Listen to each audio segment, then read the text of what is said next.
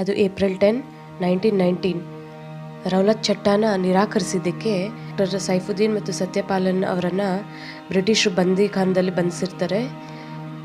ಇದನ್ನು ದೇಶಾದ್ಯಂತ ಸುದ್ದಿಯಾಗಿರುತ್ತೆ. ಇದನ್ನು ಹೇಗಾದರೂ ನಿಲ್ಲಿಸಬೇಕು, ಈ ಚಟ್ಟಾನ ಕ್ಲೋಸ್ ಮಾಡಬೇಕು ಅಂತ ಹೇಳಿ ಜನರೆಲ್ಲ ಒಟ್ಟುಗೂಡಬೇಕಂತೇಳಿ ಒಂದು ಪ್ರದೇಶನ ಚೂಸ್ ಮಾಡ್ಕೊತಾರೆ. ರೌಲತ್ ಚಟ್ಟ ಅಂದರೆ ಯಾವುದೇ ವಿಚಾರಣೆ ಇಲ್ಲದೆ ಡೈರೆಕ್ಟಾಗಿ 2 ವರ್ಷ ಜೈಲಲ್ಲಿ ಹಾಕಿ ಅವ್ರಿಗೆ ಚಿತ್ರಹಿಂಸೆ ಕೊಡುವಂಥ ಚಟ್ಟ. ಇದು ದೇಶಾದ್ಯಂತ ವಿಸ್ತರಿಸುತ್ತೆ. ಇದನ್ನು ಯಾರೂ ಆ್ಯಕ್ಸೆಪ್ಟ್ ಮಾಡೋಕ್ಕೆ ಇಷ್ಟ ಆಗಲ್ಲ. ಸೊ ಎಲ್ಲರೂ ಏನು ಮಾಡ್ತಾರೆ, ಡಿಸ್ಕಷನ್ ಮಾಡಿ ಒಂದು ಪ್ಲೇಸ್ನ ಚೂಸ್ ಮಾಡ್ಕೊತಾರೆ. ಚೂಸ್ ಮಾಡ್ಕೊಂಡ ನಂತರ ಅಲ್ಲಿ ಇದ್ರ ಬಗ್ಗೆ ಮಾತಾಡೋಣ ಅಂತೇಳಿ ಎಲ್ಲ ಇಂಡಿಯನ್ಸು ಒಟ್ಟುಗೂಡ್ತಾರೆ. ಅದರಲ್ಲಿ ಎಲ್ಲ ಜಾತಿ ಮತ ಪಂಗಡದವರೆಲ್ಲ ಸೇರಿರ್ತಾರೆ. ಆ ಪ್ರದೇಶ ಯಾವುದು ಅಂದರೆ ಜಲಿಯನ್ ವಾಲಾಬಾಗ್.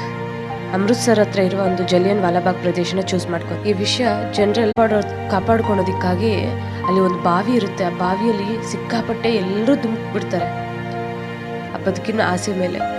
ಆದರೂ ಅವರು ರಕ್ತ ನದಿ ಥರ ಹರಿತಾ ಇರುತ್ತೆ. ಎಲ್ಲರೂ ನೋಡ್ತಾನೆ ಇರ್ತಾರೆ. ನೋಡ್ದಂಗೆ ಚಿಕ್ಕ ಮಕ್ಕಳು, ವೃದ್ಧರು, ಹೆಂಗಸರು ಎಲ್ಲರೂ ಕಣ್ಮುಂದೆ ಸಾಯ್ತಾ ಇರ್ತಾರೆ. ಬಟ್ ಯಾವುದೇ ದಯ ಇಲ್ಲದೆ ಈ ಜನರಲ್ ಡಯರ್ ಸ್ಟಾಪ್ ಮಾಡಿಸ್ದೆ ಎಲ್ಲರನ್ನ ಶೂಟ್ ಮಾಡೋದಕ್ಕೇ ಹೇಳ್ತಾ ಇರ್ತಾರೆ. 10 ನಿಮಿಷದಲ್ಲಿ ಎಲ್ಲ ಮುಗ್ದು ಹೋಗುತ್ತೆ. ಇದು ಫೈನಲಿ ಕೋರ್ಟ್ ತೀರ್ಮಾನ ಮಾಡುತ್ತೆ 3075 ಜನ ಸಾವಿಗೀಡಾಗಿದ್ದಾರೆ ಅಂತ.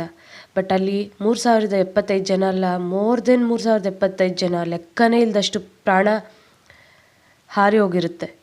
ಬಟ್ ಸುಮ್ಮನೆ ಅದು ಅಷ್ಟೇ ಅಲ್ಲದೆ ಈ ಜನರಲ್ ಡಯರ್ಗೆ ಪ್ರಮೋಷನ್ ಸಹ ಕೊಡ್ತಾರಂತೆ ಆ British government.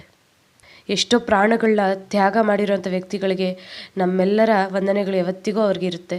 Thank you so much.